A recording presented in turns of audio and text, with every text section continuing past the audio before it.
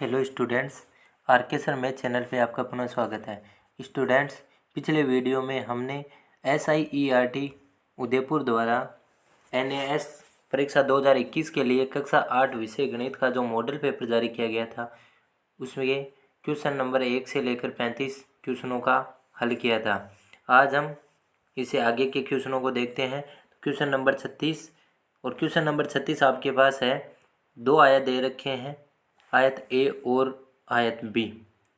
आयत ए की चौड़ाई 1 मीटर है और लंबाई 3 मीटर है, और आयत बी की लंबाई 3 मीटर है और चौड़ाई 1 मीटर है।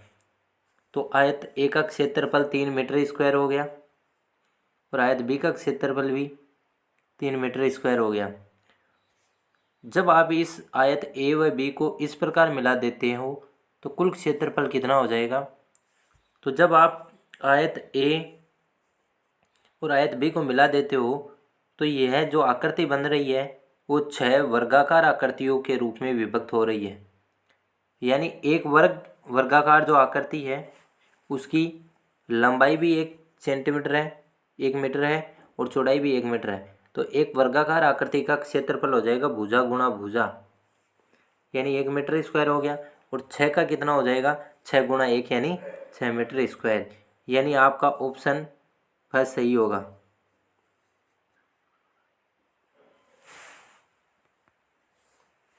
फर्स्ट ऑप्शन सही हो जाएगा।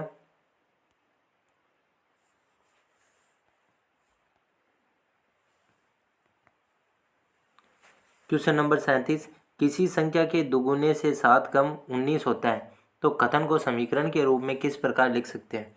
तो मान लेते हैं वो संख्या क्या है? अक्स है। तो किसी संख्या का दुगुना, तो संख्या अक्स मान ली, और उसको दुगुना जब करते हो तो अक्स का दुगुना 2x हो गया, और उससे 7 कम, तो संख्या के दुगुने से 7 कम हो गया 2x - 7 बराबर आपके पास हो जाएगा 19। यानी आपके पास इक्वेशन होगी वो सेकंड प्राप्त हो जाएगी, यानी 2x - 7 बराबर 19 हो गया। तो आपका सेकंड ऑप्शन सही होगा।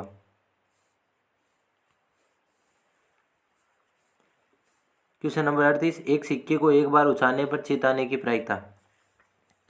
एक सिक्के को अगर आप एक बार उछालते हो तो कुल संभावनाएं आपके पास 2 बनती है। एक आपके चित आने की होती है और एक पट आने की होती है।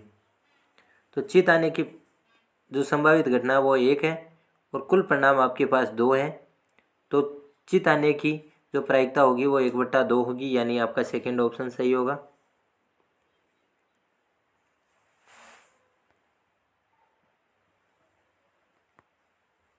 क्वेश्चन नंबर 39, दिए गए चित्र में ABCD एक समांतर चतुर्भुज है। तो अक्ष का भुजा CD की लंबाई पूछी है, जिसमें आपके पास AD है वो 12 सेंटीमीटर है, BC आपके पास x + 2 सेंटीमीटर है और CD आपके पास x + 17 सेंटीमीटर है।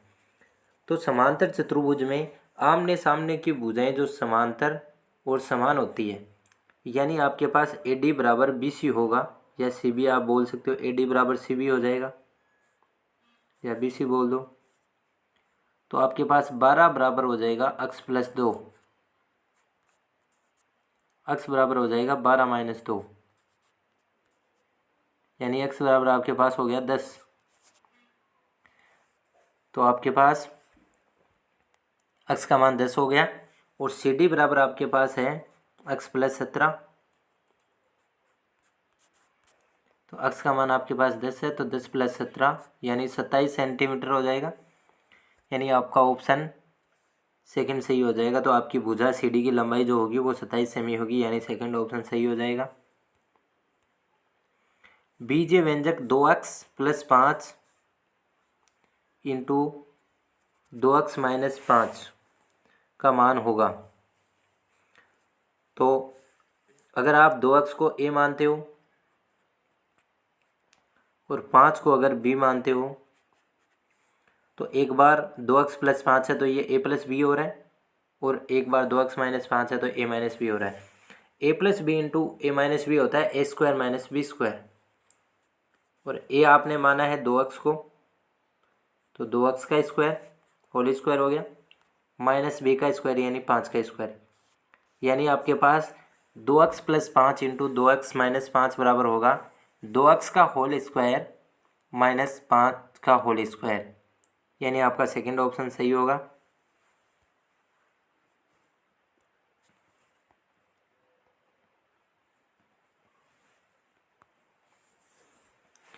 क्वेश्चन नंबर 41, अंग्रेजी विषय की एक परीक्षा में 5 छात्रों के अंक हैं, वो 36 हैं, 28, 7, 39 और 45 है। इसकी माध्यिका क्या होगी?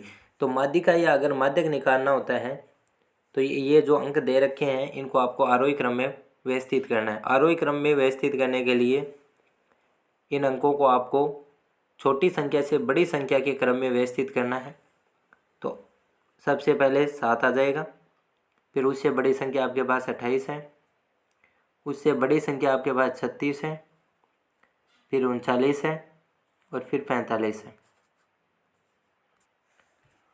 तो किस दी गई संख्याओं का अगर आपको माध्यिका या माध्यक निकालना है तो उन संख्याओं को आपको आरोही क्रम में बदलना है, और आरोही क्रम में बदलने के बाद में आपको देखना है कि वो कुल संख्याएं कितनी है। तो आप अगर देखते हो तो 1, 2, 3, 4 और 5 संख्याएं हैं, और अगर वो कुल संख्याएं आपके पास सम संख्या है तो आपकी जो माध्यिका होगी वो n/2 व n/2 + 1वें पद का माध्य होगा। लेकिन अगर आपके पास जो संख्याएं हैं वो कुल संख्याएं अगर विषम संख्या है यानी 1, 3, 5, 7, 9 ऐसे हैं, तो जो विषम संख्या है यानी n + 1/2वां पद आप उसका माध्यक या माध्यिका होगी। तो आपके पास जो आरोही क्रम आया था वो 7 आया था, फिर 28, फिर 36 था, फिर 39 था और फिर 45 था।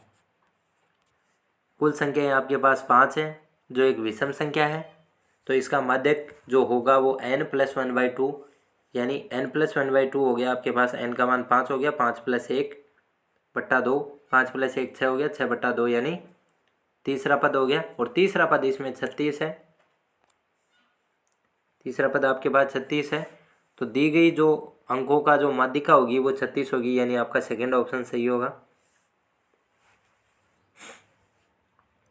95 स्क्वायर का मान बताइए।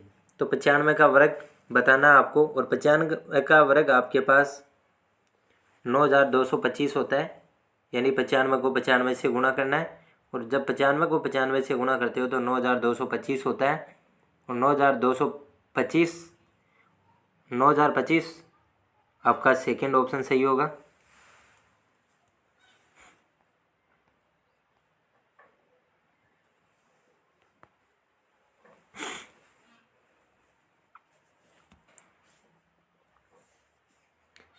दिए गए चित्र में अक्ष का मान है, तो दिए गए चित्र में अक्ष का मान बताना है। कोण ACB, ये वाला जो कोण है वो 110 डिग्री है, और ये एक बाह्य कोण है, और इस बाह्य कोण का जो मान होगा वो उसके आसन अंतराभिमुख कोणों के योग के बराबर होगा। और अंतराभिमुख कोण जो हैं इसके वो हैं कोण BAC प्लस कोण ABC। BAC का मान आपके पास अक्ष है और ABC का मान आपके पास 70 है, तो अक्ष + 70 बराबर आपके पास 110 हो जाएगा। अक्ष बराबर आपके पास 110 - 70 होगा, तो 110 - 70 आपके पास 40 रहता है, यानी आपके अक्ष का मान 40 डिग्री होगा, तो आपका सेकंड ऑप्शन सही होगा।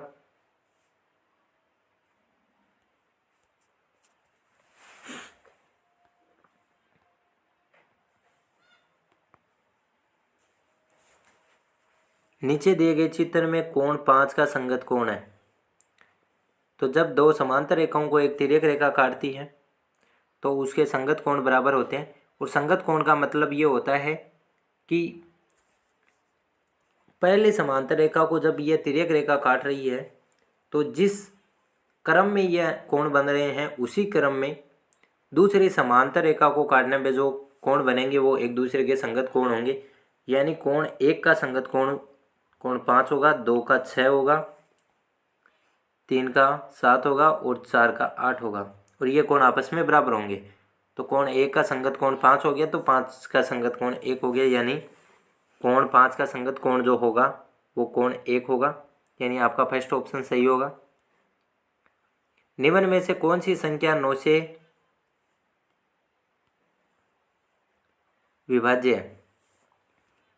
तो 9 से विभाज्यता का नियम अगर आप देखते हो तो यदि किसी संख्या के अंकों का योग में 9 का भाग जा रहा है तो वो संख्या 9 से विभाजित होगी, अन्यथा वो संख्या 9 से विभाजित नहीं होगी।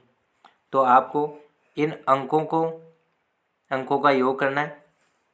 तो पहली संख्या 1827 है, इसके अंकों का योग अगर आप करते हो तो 1 + 8 9 हो गया, 9 और 2 11 हो गया, 11 और 7 18 हो गया।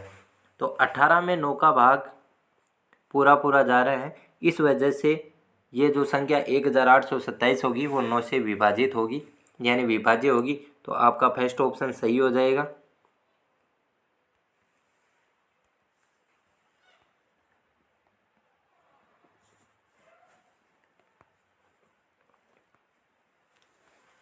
क्वेश्चन नंबर 46, निम्न में से कौन सी संख्या 11 से विभाज्य नहीं है? तो आपको बताना 11 से विभाज्य नहीं है। और 11 से विभाज्यता का नियम ये है कि सम स्थान पर आए अंकों के योग और विषम स्थान पर आए अंकों के योग का अंतर अगर शून्य हो या ऐसी संख्या प्राप्त हो जिसमें 11 का भाग जा रहा हो तो उस संख्या में 11 का भाग जाएगा, अन्यथा उस संख्या में 11 का भाग नहीं जाएगा। तो अगर संख्या आप 1 2 3 12,345 लेते हो तो इसके विषम स्थान पर आए अंकों का योग होगा वो 5 3 8 और 1 9 हो गया। 9 हो गया। विषम स्थान पर आए अंकों का योग 9 है और सम स्थान पर आए अंकों का योग 4 और 2 6 है। तो 9 - 6 3 हो गया। न तो आपको 0 प्राप्त हुआ है और नई ऐसी संख्या प्राप्त हुई है जिसमें 11 का भाग जा रहा हो। तो ये संख्या जो होगी 12,345 वो संख्या 11 से विभाजित नहीं होगी, यानी आपका पहला ही ऑप्शन सही होगा। क्वेश्चन नंबर 47, 24 36 और 60 का महत्तम समापवर्ती होगा। महत्तम समापवर्ती का मतलब यह होता है कि वह बड़ी से बड़ी संख्या जो दी गई सभी संख्याओं को विभाजित करती है वो महत्तम समापवर्ती कहलाती है। तो 24 का और 36 का और 60 का अगर आप महत्तम समापवर्तक निकालते हो तो वो आपके पास 12 प्राप्त होता है, यानी आपका सेकेंड ऑप्शन सही होगा।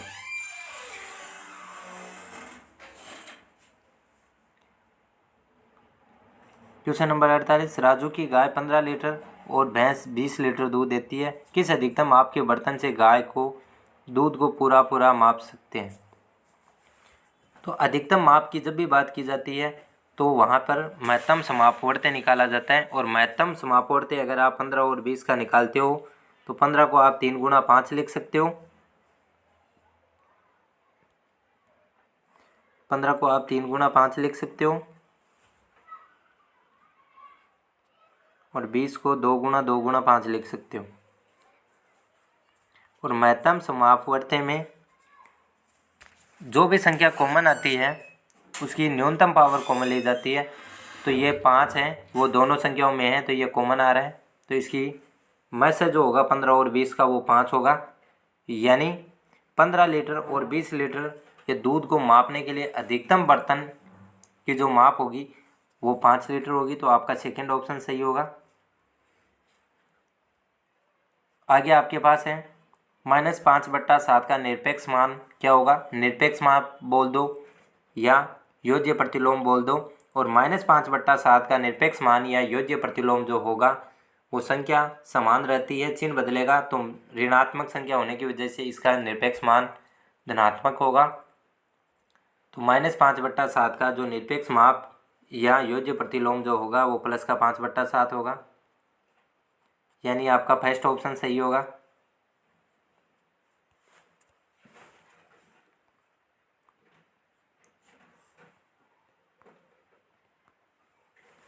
प्रश्न नंबर 50, तुल्य भिन्न 6/8 और 15/20 कौन सी भिन्न की तुल्य भिन्न है? तो आपको ये बताना है 6/8 और 15/20 कौन सी भिन्न की तुल्य भिन्न है। तो 6/8 यानी 6 में भी आपके 2 का भाग जा रहा है और 8 में भी 2 का भाग जा रहा है।